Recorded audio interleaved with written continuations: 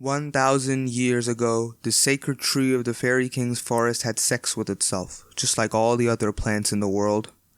This sex was so goddamn good it impregnated itself, and out of it came Harley Quinn, otherwise known as King, the future third Fairy King.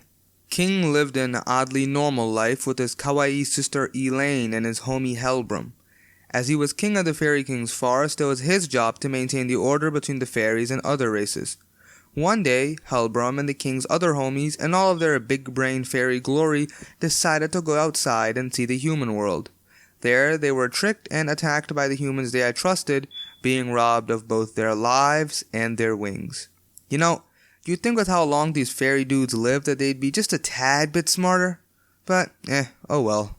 King, after realizing the danger his friends were exposed to, ran to save them, but unfortunately he found their bodies on the ground, cold, dead, and damp. There, the most scum son of a pee-pee human attacked him from the back, nearly killing him, until he was saved by the gigantic waifu Diane. Since King was injured and he had his personal waifu treating him, he somehow just forgot about his life as the Fairy King and spent his time playing and protecting Diane. One day, Diane met a kind stranger who offered them soup. King, obviously cautious of peeps, told her not to trust humans. Luckily, this was a good man, and when Diane got sick and King started freaking out and spazzing like the child he is, the man offered them herbs to help Diane get better. It was at this moment that King realized that humans get old and wrinkly and deathly very quick compared to other races. In the span of a few decades, the man had aged a lot. These few decades to King were just a fleeting breath. As soon as Diane got better, she played a game of tag with King. King told her that if she caught him, he would grant her one wish if he could. Well, you best believe she became the Flash and caught his ass, but in the game her clothes got ripped, exposing her massive weapons of destruction. King obviously saw the glory of heaven itself, and his pee-pee grew 14 whole inches, and he went and made her some clothes. He then went to the human village, where he met the kind man again, who now looked like a pickled raisin with a bright grandchild. He then witnessed the beauty of marriage, and realized he did not need to simp forever. When he went back to Diane, he told her all about how humans get married. Diane then asked King if he loved her, causing his prepubescent boy body temperature to rise 100 degrees. He responded with a yes, and they promised to always stay by each other and love each other. Cute. Later that night, after some passionate pee-pee self-sword play, he realized that he, in fact, did have a life before Diane. At the same time, he realized the human village was on fire, and as he ran to it, he saw all the humans dead, and their killer was... Dun dun dun! Helbram. King, in all his righteousness, killed his homie. He was then arrested by the Kingdom of Leones' holy knights and given the sin of sloth for not protecting and regulating his people. He then erased the memories of Diane right before he went away to jail and met Meliodas and Merlin, eventually becoming one of the 7 deadly sins. While a part of the 7 deadly sins, he adopted his fat neckbeard form to prevent the newly introduced Meliodas simp Diane from remembering her past with him. He also met Bon, and while interested in his immortality, he really didn't give a flying shit about it. Fun short story, a long time ago, Bon went around robbing others of their stuffed toys. King waited until Bon was asleep and stole all the toys back and gave it to the people who they originally belonged to. Since then, King follows Bon around to clean up all the messes he makes. Wholesome. Back to the main story. Some vampire stuff happened with him and the Sins in which they wipe out Edinburgh, but it's not really that important.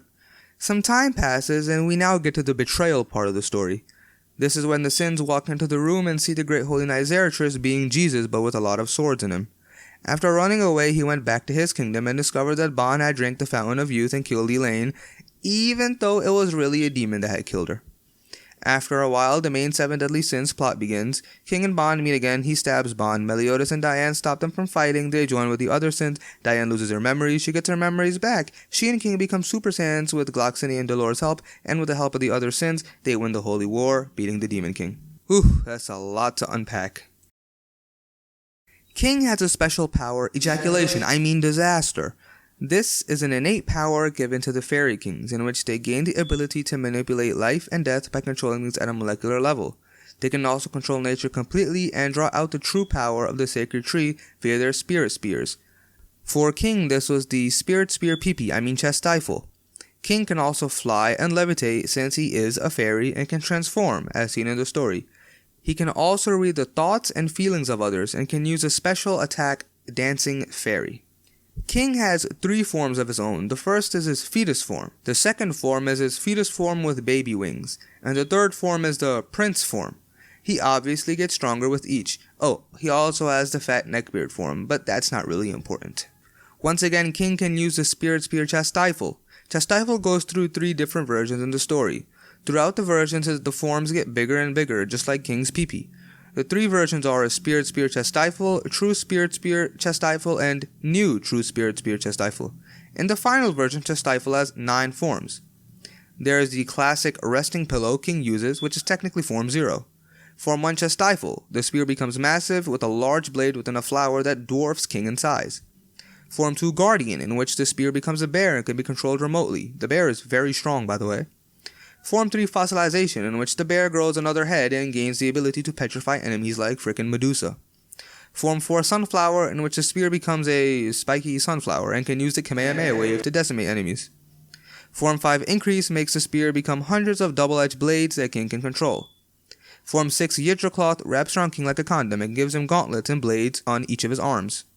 Form 7 Luminosity, which is basically a flashlight, and finally Form 8 Pollen Garden, which is basically a shield in the shape of an egg that can heal itself.